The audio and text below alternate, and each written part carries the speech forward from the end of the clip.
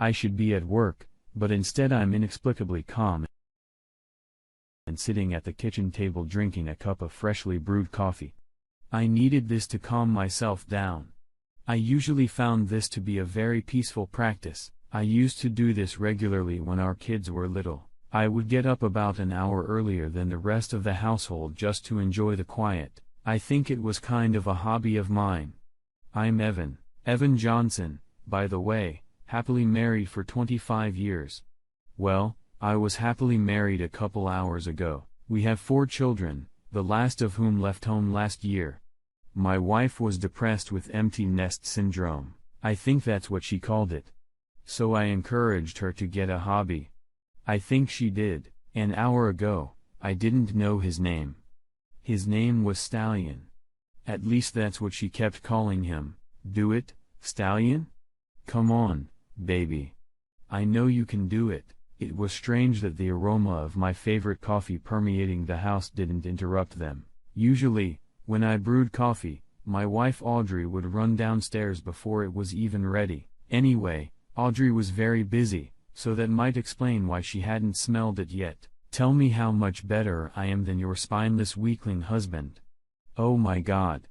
You're so much better. My old Smith & Amp Wesson Model 59 loaded lying on the red oak kitchen table next to my mug. I pondered whether to put it on the safety and decided to put it on. I had to be careful. Well, it's just in case, but after all, her boyfriend is a cop. How would I know that? Because when I got home early, his uniform and gear belt were strewn across my living room floor along with all of my wife's clothes. That's it, baby. Take me harder, harder. I've never felt anything like this until you came along, and thank God you did. The sounds of the bed springs creaking and the banging of the headboard against the wall continuously penetrated my brain. I had a hard time focusing on what I was supposed to do. I wasn't sure how much time I had, but judging by the noise coming from what used to be my bedroom, which, by the way, I would never enter again, I had plenty of time. I knew it wasn't the first time they'd been together because among other things I heard, "Damn it, baby. We need find a way to increase our time together to 2 or 3 times a week instead of every once in a while." This was coming from the mouth of my loving wife. At least I think that's what she said. How did I end up here in the middle of this nightmare? It was really stupid. I went to work and forgot my briefcase. No, I actually left it in the garage because I put it in to get the cat out from under the hood of my car and forgot about the briefcase. Tabby was our second cat. One cold winter morning many years ago, I forgot to tap on the hood before starting the car, and that was the end of Clarence, our first cat. There's nothing like the sound a cat makes when it gets wrapped up in a fan belt spinning at about 1,000 revolutions per minute. Not to mention all that mech flying around. Clarence wasn't smart enough, and apparently neither was I. You're never going to let that weakling you call your husband touch you again. No. He'll never touch me again, I swear. My briefcase wasn't really that important, so I was just going to leave it behind, but I had to visit a client who drove me straight to my house tech. Anyway, I turned onto my street and immediately saw a black and white police car parked out front. I felt like someone had stabbed me in the heart. I assumed something terrible had happened to my devoted wife. I drove my 8-year-old camera into the driveway, nearly hitting my wife's brand new silver Lexus LS sedan. Her plaster garden gnome wasn't so lucky. I didn't even close the door and ran into the house. That's how I ended up here drinking coffee. Take me now, stud. Make me feel good. God, I've never felt anything so good. It was very unpleasant, and instead of coffee, I really wanted whiskey, but I figured I'd still need a clear head. I had to admit that their passionate screams were very disturbing. And seeing it was even worse, but I had to see it if only to get the necessary video and audio. Honestly, seeing them tumbling around in my bed wasn't the most disturbing aspect. The most unpleasant part was the verbal humiliation my wife heaped upon me. God, you're so much better than Evan. Give it to me, baby. All of it. Apparently, this really spurred her lover on because the whole house started shaking along with the bed, and his swearing and grunting went up a few decibels. Let me tell you, It is a shock when your wife sleeps with her lover in your marital bed, and, yes, they did it on my side. My wife was breathlessly riding him horsewoman style and telling her lover how much it turned her on. That's when I ran to the bathroom, bent over the toilet, and threw up my breakfast. I was surprised they didn't hear or smell it either. I guess they were very focused on what they were doing. Part of me couldn't believe it all, even after I had seen and heard enough to convince the jury of what was going on, but my wife was 50 years old, and the jerk she was sleeping with couldn't have been more than 30, and he was really in good shape. My wife was hardly a match for him.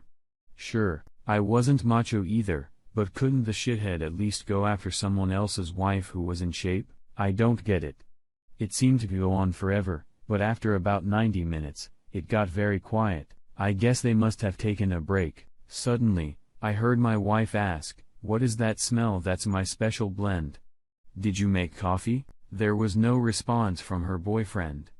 I just heard, "Oh my God," from Audrey, and then a bunch of running around, the sound of closet doors opening and closing and dresser drawers and laundry baskets. I assumed they were cleaning up evidence of their date. I made a mental note to get tested for sexually transmitted diseases immediately.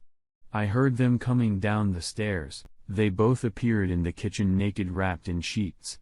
They saw me at the same moment. Audrey drew in air sharply because I was there, and my lover did the same. I'm not sure if his shock was at the sight of me or the Smith & Amp Wesson Model 59. He furtively looked in the direction of his uniform and immediately became despondent. "He's not there, stud." "What? Your service weapon? Your boss took it with him when he left." "Carrying guy?" He literally started to fade before my eyes.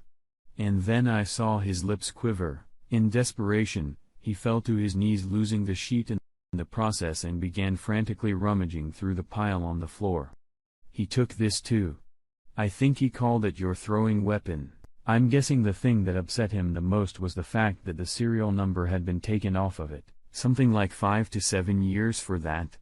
Former officer Stott Johnson's shoulders slumped dramatically at this revelation. "Like I said, he's a caring guy. We had a pretty good conversation while you two lovebirds were minding your own business upstairs." Hurd quickly looked out the window to the street. "Yes. He also took the patrol car. Your boss said you were providing security at the construction site. He was going to take your uniform too, but he thought you might need it when you leave here." "But where was I?" "Oh, yeah, after Sergeant Marks got his video of you both and collected he spotted my Smith & Amp Wesson and asked me, 'Is that your weapon?' Yes. Licensed?" Yes. You know how to shoot it?" "I do." "You gonna shoot any of them?" "You know we get angry if civilians shoot someone even if they deserve it. One of the advantages of our job is that we can shoot people and you can't."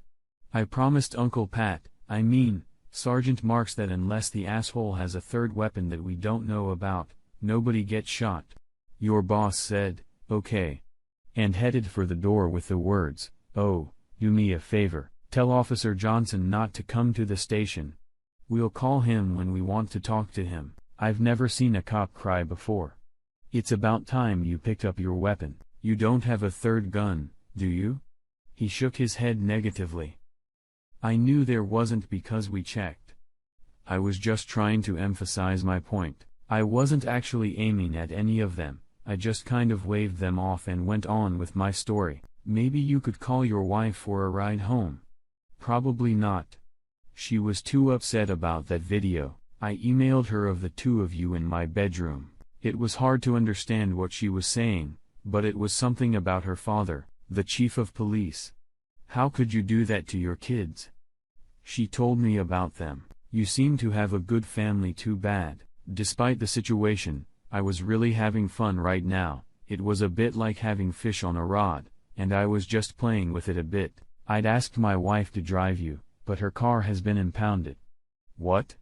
Audrey's high-pitched squeal. "The police impounded your car, Audrey, because there was a couple of ounces of unaccounted for marijuana in the front seat. Sergeant Mark said they usually just write a ticket if they do anything at all, but he felt they owed me something for all the trouble the police department caused me. Don't worry. He said you can probably pick up the car in a few days after they've done all their forensics. Oh my God. Now she wasn't screaming anymore. It was more of a sad moan, kind of like a lonely little hound howling at the moon. Well, officer, I think it's time for you to put on your uniform and leave. So he did. As soon as he left, my wife regained her speech. Please, Evan. I love you. It didn't mean anything at all. It was just a hobby. Something like that. Oh, man, I wish you told me that sooner. I was worried you loved him and were gonna divorce me. Wow, now I feel bad. I guess I really overreacted, didn't I? I mean, you love me at all. Of course, I love you, Evan.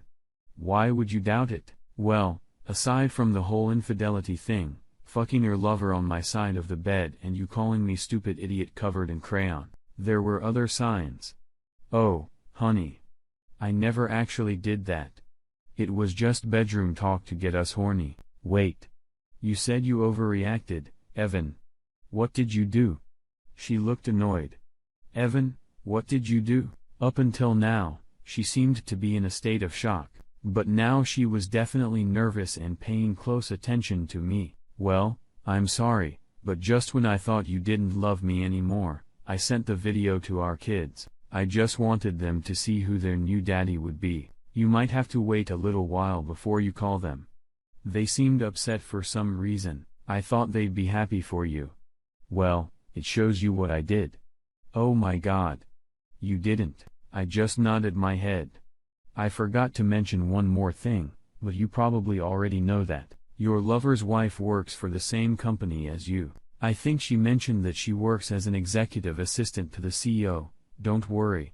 I told her not to fire you because you'll still need your job, even if you get transferred to Little Rock. When I talked to my attorney, she said that since you make more money than I do, you will be paying me child support for a few years. She thinks it will be somewhere around $3,000 a month. I know most cheating husbands refuse to accept this, the macho kind, but that's not going to happen to me. I plan to take time off from work and go on a long fishing vacation to deal with my pain. As the song goes, deep sea señorita fishing in the Gulf of Mexico. I'm not sure why the lawyer wanted a picture of you. She said it was to give it to your father. Maybe it was so she could give it to all the officers in case they wanted to start any harassment, or maybe it was to see if any more of them wanted to date you. But at any rate, I gave her a picture. I also sent a copy of the video to your mom and dad and all your coworkers. How could you be so cruel to me, Evan? Oh, honey, I wasn't cruel. I just wanted everyone to know who your new beau is. All your friends at Facebook seemed happy for you. At this point, Audrey was almost unresponsive. She just sat on the floor in her sheets sobbing, shaking her head and muttering, "This can't happen to me." Okay, sweetie. You need to get dressed and pack your bag. Your parents should be here soon to pick you up. I nudged her in the direction of the stairs to get dressed. Pick me up. Well, of course, you'll need a place to sleep. They told me you could stay with them for a while. The house will have to be sold as part of the divorce. I said to her afterward. Divorce? You seem to have a few questions, dear. That surprises me. What did you think was going to happen when I found out? Well, you didn't think you'd get caught. Are we going to continue this pointless conversation? It was quiet upstairs for a few minutes. She didn't make a sound except for the occasional wheezing and sobbing. Why do cheaters always cry when they get caught? It's the most horrible thing. If being caught is so unpleasant, then for God's sake, don't cheat. About 10 minutes later, she came downstairs dressed, but without her suitcase. Evan honey, we're really just then I heard her parents' car pull up in front of our house. Goodbye, Audrey. As always, gentlemanly, I held the door open for her.